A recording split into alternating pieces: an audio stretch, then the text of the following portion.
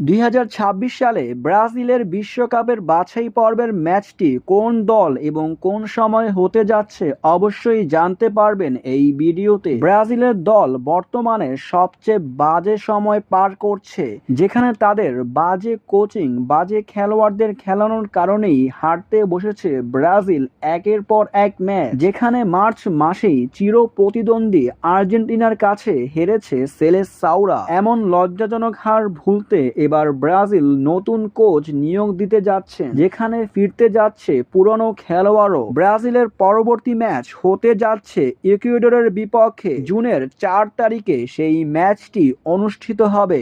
Brazil এখন পর্যন্ত খেলেছে 14টি ম্যাচ, যেখানে তাদের পয়েন্ট দাঁড়িয়েছে 21-এ। অন্যদিকে ব্রাজিল থেকে ভালো অবস্থানে আছে ইকুয়েডর এখন পর্যন্ত ম্যাচ খেলেছে 14টি, তাদের পয়েন্ট দাঁড়িয়েছে 23। ব্রাজিল থেকে 2 পয়েন্ট এগিয়ে আছে ইকুয়েডর। ব্রাজিলের অবস্থান চতুর্থ, কিন্তু ইকুয়েডরের অবস্থান দ্বিতীয়। এই ম্যাচটি ব্রাজিলের জন্য অতি গুরুত্বপূর্ণ একটি ম্যাচ।